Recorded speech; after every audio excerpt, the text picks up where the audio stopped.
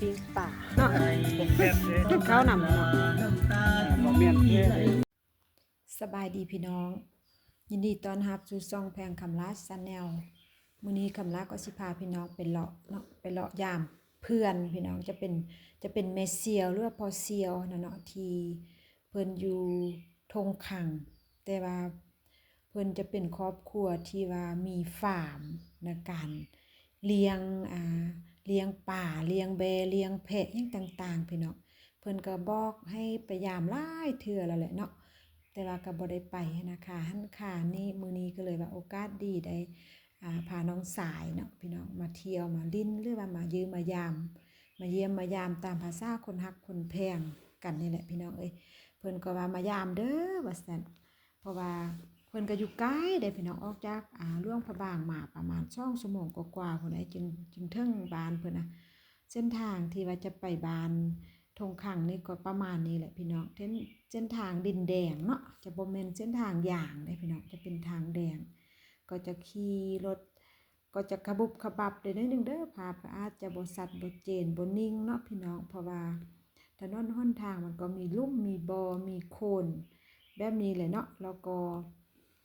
อีว่าจังได้ก็เป็นเส้นเป็นบ้านที่ห่างไกลซอกเล็กแดนะเนาะก็เลยว่าการพัฒนาเส้นทางก็ยังบ่ทันฮอดพี่น้องก็มีอันใดก็สมใจอันนั้นไปเนาะแต่ว่าก็คอยขับขี่ก็ให้ระมัดระวังซะแหละพี่น้องเอ้ยก็คือตามที่ภาพที่เห็นนี่แหละพี่น้องก็จะขวบขวับไปได้น้อยนึง พี่น้องเอ้ยก็ดีเนาะเป็นการออกกำลังกายไปพร้อมพี่น้องเด้พี่น้องก่อนสิไปฮอดนี่ก็โอ้ยบ่แม่นของง่ายๆเด้อพี่น้องเอ้ยเพราะว่ามันเป็นออกจากเส้นทางล่วงมาก็ประมาณ10ปลายกว่าหลักได้พี่น้องแต่ว่าคำลาสะอ่อนที่ว่าเส้นทางนี้ปกคลุมไปด้วยต้นไม้แล้วก็ท่าหญ้ามที่ว่าดอกไม้บ้านคำลาจะเอิ้นว่าดอกกันทิ่นน่ะเนาะดอกกันทิ่นดอกอันน่ะอะคาเซียนะพี่น้องถ้าหญ้ามันดอกนะก็จะเหลืองๆจะงามกว่านี้ได้พี่น้องแต่ว่าคำลามานี่อันน่ะดอกมันก็ล้นแล้วเนาะมาแล้วก็มาฮอดเด้อพี่น้องไปเบิ่งนำกันว่าเพิ่นได้ปลาหลายบ่พี่น้องเอ้ยเพิ่นก็ลงปลาเรียบร้อยแล้วพี่น้องมีอย่างนี้น่ะได้แท้ปลาพี่น้องยิงได้เราใจสินี่เลยปลา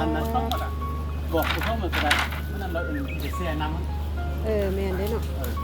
อันนี้จริงเอาไหมเก็บเลยเก็บสินี่เลยคุณคุณเมื่อนั้นเราลองนำไฟนี่เด้อจ้าตามไฟนี่เอาโมเมนปลาอินเดียปลาอินเดียปลาปากปลา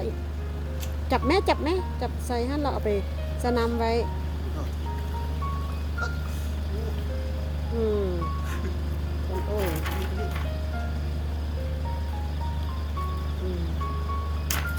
ค่อยเดี๋ยวบ่ว่าหยุ่นแบบ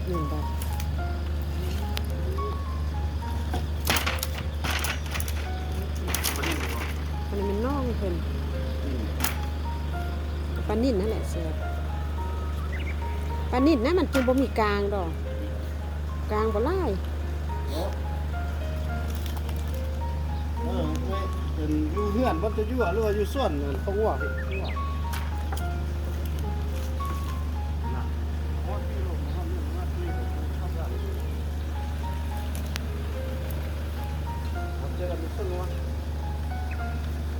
ก็ได้ไปหับนั่งน้อยก่อนเอ้ย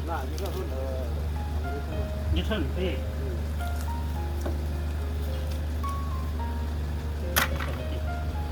ตื่น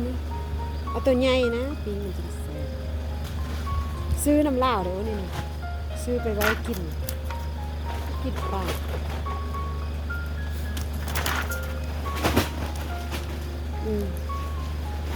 ขอบคุณมาก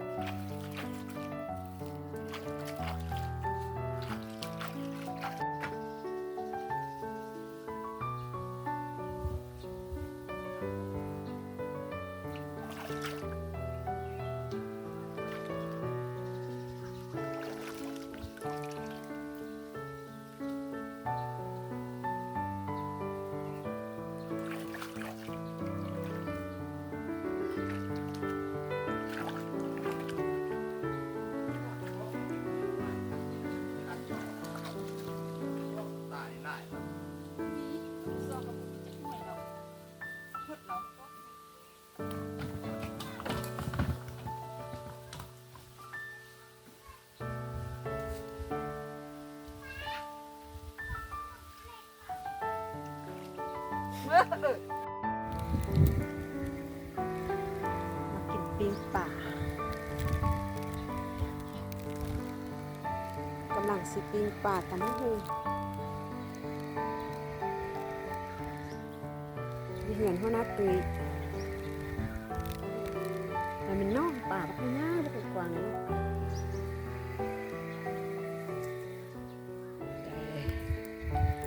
เดี๋ยวมาเก็บหนึ่ง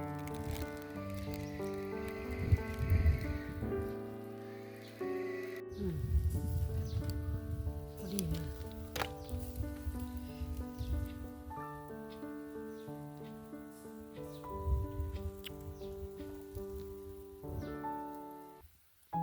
ละลายนี่แหละ เนาะ แซ่บเลย กินข้าวนำเนาะ บะเมี่ยนที่ที่ลืมเก็บไว้พวกทอดนั่นแหละ บักกันว่าน แต่แม่แนวกินไก่แค่ ปลา ทอด ถู ไป ก ทอดไปแล้วก็มาซื้อของพวกก่อนนั้นกินเลย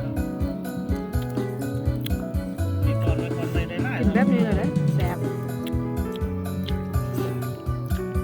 ดินงามดีเนาะดินเลยเกลือพวกอาหารยังได้ กินปลาพวกนี้ยังกินปลามาสันเด้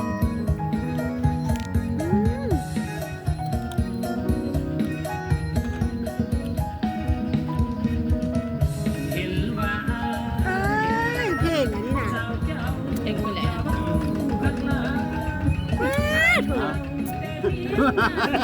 เด็กคนแหละเด็กเขาจะเป็นพวกฟัง ไม่ธรรมดาเนาะ ละเอาแกแล้วนึกไหม วันนี้ไปเรียกแล้วเราอ่ะตามกัน